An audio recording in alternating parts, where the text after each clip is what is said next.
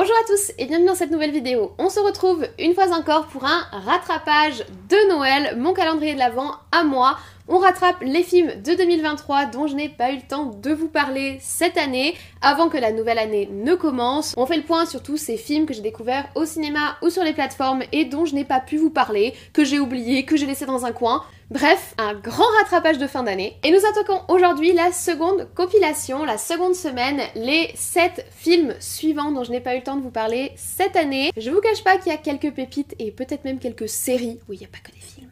Alors petit rappel, ce format n'est pas destiné à YouTube à la base, c'est un format que je publie chaque jour comme un calendrier de l'Avent, donc sur TikTok.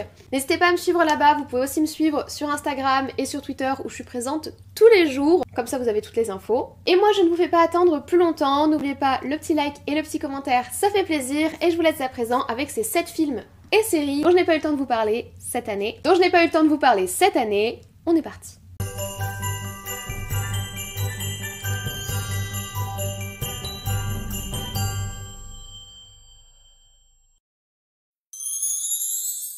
Et en ce 8e jour, on parle d'un blockbuster, un film d'action qui s'était annoncé comme un film assez ambitieux, dans la veine notamment de Inception, et qui au vu des retours sur les réseaux a plutôt déçu et que j'ai donc découvert plusieurs jours après sa sortie, c'est le film Hypnotique.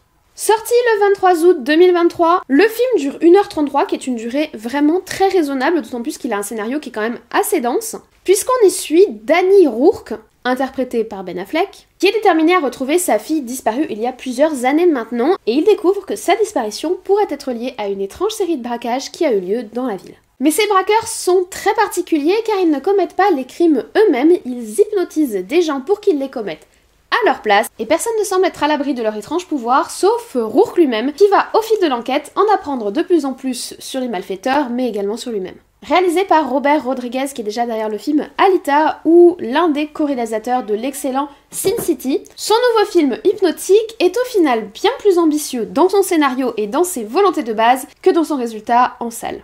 Si j'ai apprécié l'acting de Robert Fischner et le côté un petit peu thriller tendu qu'ils ont essayé de donner au film, je peux pas dire que j'ai été agréablement surprise par le film. Il est pas particulièrement moche, même s'il a absolument rien d'innovant visuellement. Il y a quelques grossières inspirations de Inception et encore quasiment tout est mis dans la bande-annonce. Pour le reste, c'est assez poussif. En plus de ça, il y a pas d'originalité visuelle, il y a rien qui est tenté artistiquement, les musiques sont pas particulièrement intéressantes, mais en plus, le scénario lui-même qui était supposé être le support de l'intégralité du film est assez décevant au final. On a une certaine tendance au TGCM, cherche pas trop loin, c'est comme ça, point barre, et surtout pas grand chose ne nous est expliqué de phénomènes qui sont quand même assez absurdes, mais qui semblent être totalement acceptés dans la réalité de notre héros. C'est bien dommage parce que je pense que le film aurait clairement pu être bien meilleur, et il y avait de belles ambitions derrière, mais le résultat est franchement pas à la hauteur, et très sincèrement, je me suis plutôt ennuyée. C'est pas non plus un désastre absolu, il est parfait pour une petite soirée du jeudi soir, avec un seau de popcorn, et où on n'est pas forcément tout bien concentré durant tout le film,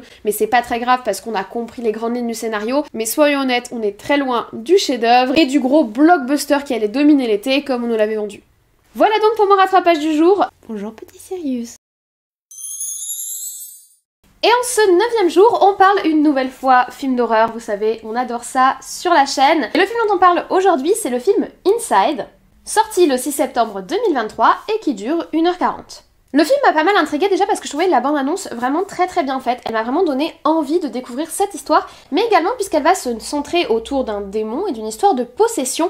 Mais on est loin des démons catholiques qui sont assez classiques à l'univers de l'horreur, puisqu'ici on va s'intéresser à des croyances indiennes, puisqu'on suit une jeune fille et son amie, deux jeunes indo-américaines, qui vont faire face à leur pire cauchemar. En effet, Sam et Tamira qui vivent dans une banlieue tranquille et qui essayent de trouver leur place entre la tradition et les codes un petit peu stricts de leurs parents et leur identité de jeune adolescente américaine. Les amis qui étaient pourtant si proches dans leur enfance se sont brouillés car Tamira est devenue de plus en plus sombre. Elle arrive systématiquement en retard à l'école et elle emmène tout le temps avec elle un étrange pot de confiture qu'elle serre fort contre sa poitrine. Lors d'une dispute entre les deux jeunes filles, Sam va détruire le pot de confiture et c'est pour elle le début d'une longue descente aux enfers. Bien que le film ne soit absolument pas un chef-d'œuvre, j'ai passé un bon moment devant celui-ci. J'ai trouvé que la construction rythmique était intéressante. Bien qu'elle soit extrêmement classique, l'horreur est plutôt bien emmenée, les éléments sont plutôt bien emmenés. J'ai regretté que la créature nous soit montrée de façon aussi frontale dans le film. Vous le savez, moi j'aime bien quand l'horreur elle est insinuée et quand on ne sait jamais si ça vient de l'esprit de notre protagoniste ou si c'est réel, entre guillemets. Là, je trouve qu'ils ont rendu la créature trop réelle sans qu'elle soit réellement intéressante. Récemment, on a parlé du film Gueule Noire. Là, la créature, elle est omniprésente, mais elle apporte vraiment quelque chose esthétiquement, elle a été travaillée, elle a tout un univers.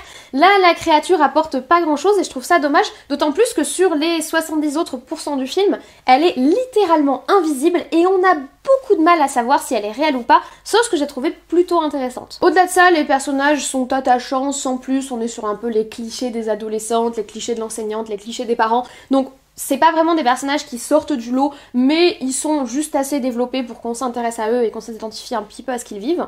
Et visuellement, rien n'est très intéressant, mais j'ai bien aimé les espèces de graffitis dessins qui, je trouve, apportent un côté un petit peu original et un petit peu intéressant au film. Donc comme je vous l'ai dit, c'est loin d'être un chef-d'œuvre, mais j'ai passé un plutôt beau moment et je me permettrai de vous le recommander pour une petite soirée horrifique. Déjà parce que le film est sympathique et en plus parce que je trouve intéressant d'explorer les démons des croyances indiennes. C'est plutôt rare dans le cinéma horrifique et franchement, j'aimerais bien en voir plus.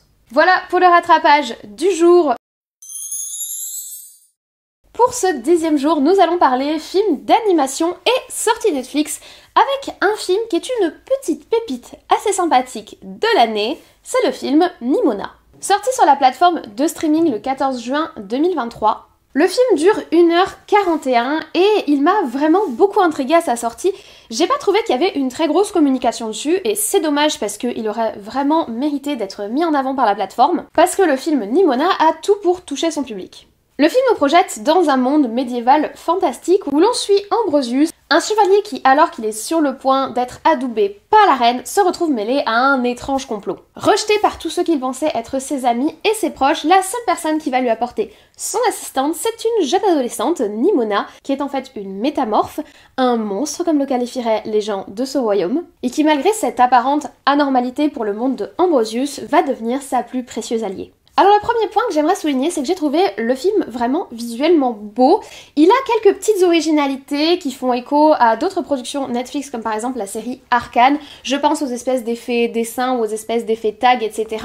Mais il a également sa propre identité. Le personnage de Nimona est ainsi particulièrement intéressant avec les espèces de sourires carnassiers qu'elle fait et ses différentes métamorphoses. Et cette espèce de caractère d'adolescente en crise qui est constamment dans la démonstration et qui essaye de cacher ses faiblesses, qui sont, je trouve, très bien représentées à l'image. Au-delà de ça, sinon, on a un univers qui est relativement classique, mais tout à fait charmant. Et c'est surtout l'histoire qui m'a vraiment touchée, bien qu'elle soit très classique. La jeune adolescente, rejetée par la société, qui va s'allier avec le symbole même de sa dite société, le chevalier, qui avait juré de la pourfendre, elle, en tant que monstre dans ce monde-là. C'est vraiment un scénario qui est très classique, mais qui fonctionne très bien, et qui, je pense, devrait parler à peu près tout le monde, les petits comme les grands, et qui, en plus, très bien rythmé et très bien mené tout le long du film. Franchement, j'ai passé un très bon moment, j'ai trouvé que c'était un film feel good, j'ai trouvé que c'était un film qui était plein de bonnes émotions, de bonnes vibrations et qui en plus est particulièrement touchant. Seule petite ombre au tableau pour ce film, c'est que ses ressemblances et ses proximités avec beaucoup d'autres œuvres fait que je ne suis pas certaine qu'il va avoir une très bonne longévité. Le film en lui-même est intéressant et lorsque tu le regardes, tu passes un bon moment, mais je suis pas sûre que ce soit un film vers lequel on ait forcément envie de revenir ou dont on se souvienne comme un moment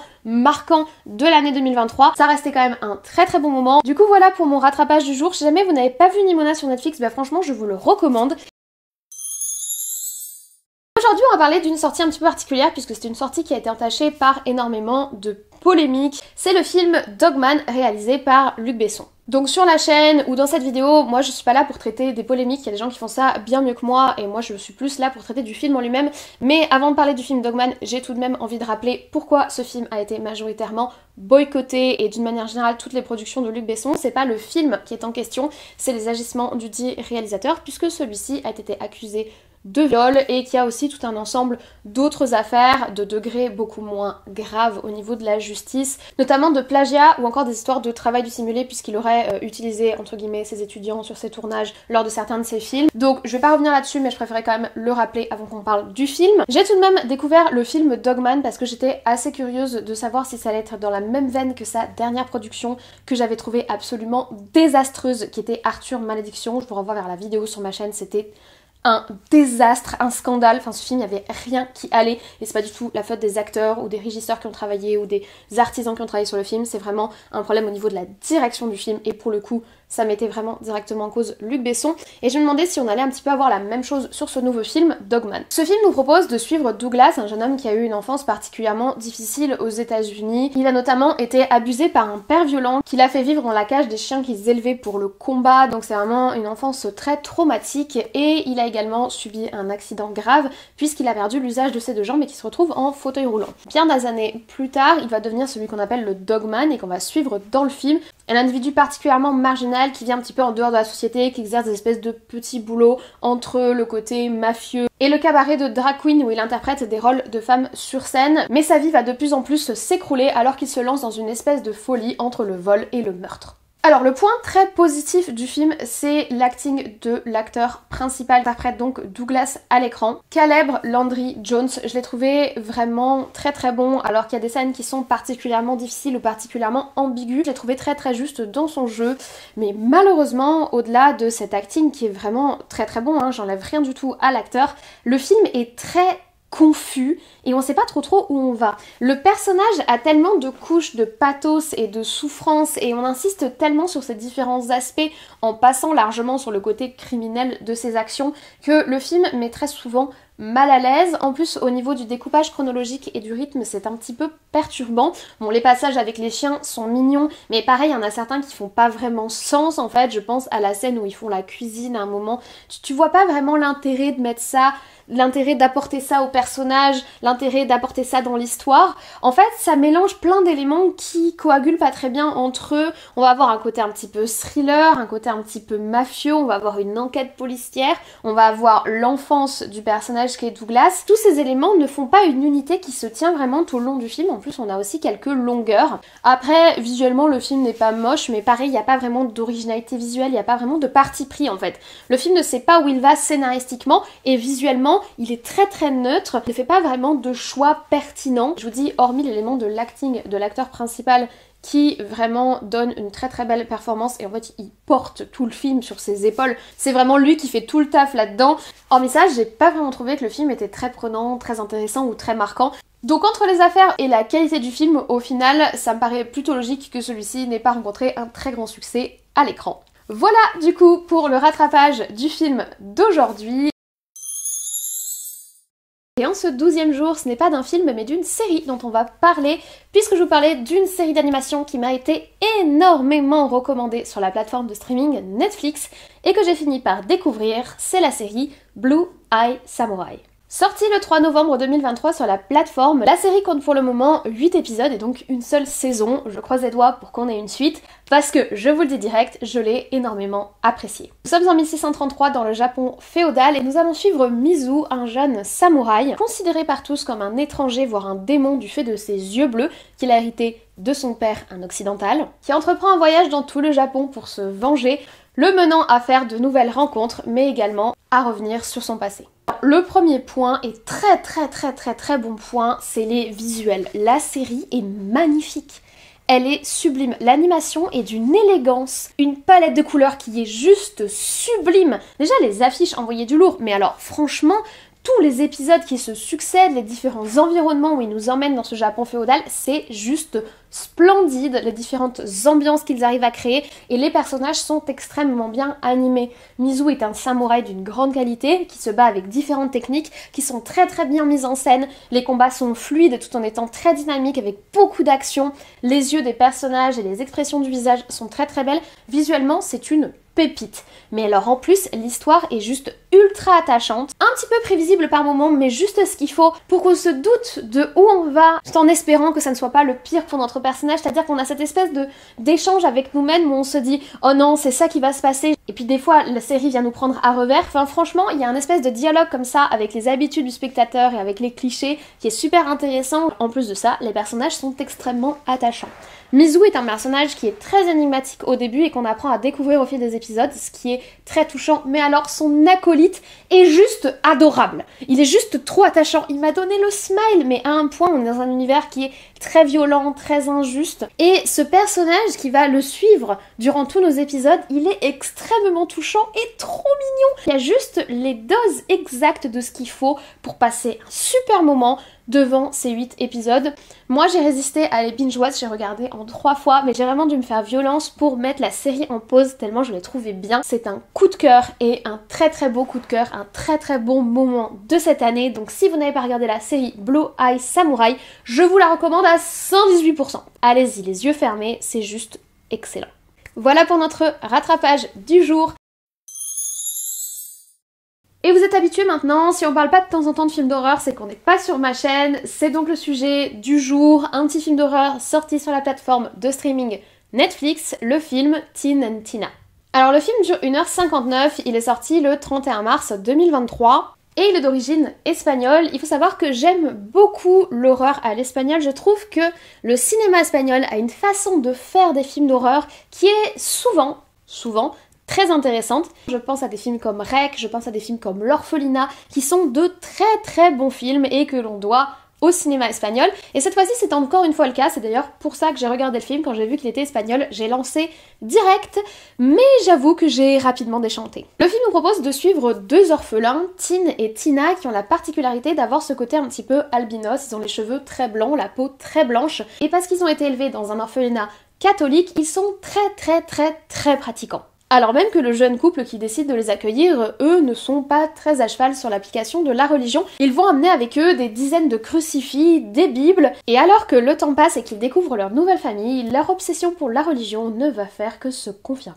Honnêtement, je trouve que le film part sur de très bonnes bases. Initialement, ces 2 jumeaux a l'air très inquiétants, les enfants ça fait peur, les jumeaux ça peut avoir un côté très inquiétant aussi, leur apparence étrange du fait qu'ils soient albinos, plus le côté obsessionnel de la religion, bref, on avait plutôt une bonne base pour faire un bon cocktail bien horrifique, mais malheureusement, je trouve que la façon dont le film a amené tout ça est un petit peu décevante. Alors déjà, il y a une scène de maltraitance animale, et pas de la petite maltraitance animale, vraiment une scène très longue et ignoble qui m'a totalement sortie du film. Ça, c'est vraiment personnel, mais j'ai beaucoup de mal quand on fait du mal aux animaux dans les films.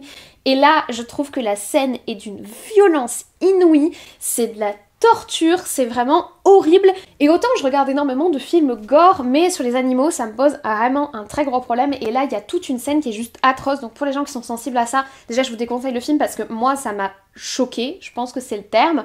Mais en plus, au-delà de cette scène, et si on met ça de côté, j'ai pas trouvé que l'installation de l'ambiance, l'installation de l'horreur était vraiment bien amenée dans le film. Oui, les enfants sont obsessionnels de la religion, oui, ils sont étranges parce que c'est des jumeaux et qui semblent avoir leur propre dialogue, mais je trouve que la progression dans l'horreur est pas bonne, ils vont trop vite, trop loin dans le film, ce qui fait que très rapidement on a un sentiment de rupture, on rentre pas en identification avec les personnages. En plus de ça, les personnages des parents sont particulièrement peu attachants, ce qui fait que les victimes de l'histoire ne nous donnent pas vraiment envie d'entrer en empathie avec elles. Donc au final, tout le film, je suis restée très spectatrice et hormis la scène absolument dégueulasse qui concerne un animal, j'ai pas ressenti grand chose, ni d'horrifique, ni d'inquiétant, ni de passionnant non plus. On n'a pas d'aspect thriller, on n'a pas d'aspect enquête, on n'a pas d'aspect où on se questionne parce qu'on sait dès le départ ce qui se passe. Donc malheureusement, je crois que je ne vous recommanderais pas ce film. Après, vous pouvez le regarder à tout hasard, mais il apporte vraiment pas grand chose. Par contre, si dans la même genre d'ambiance vous voulez voir un très bon film d'enfant tueur, lui aussi particulièrement terrifiant,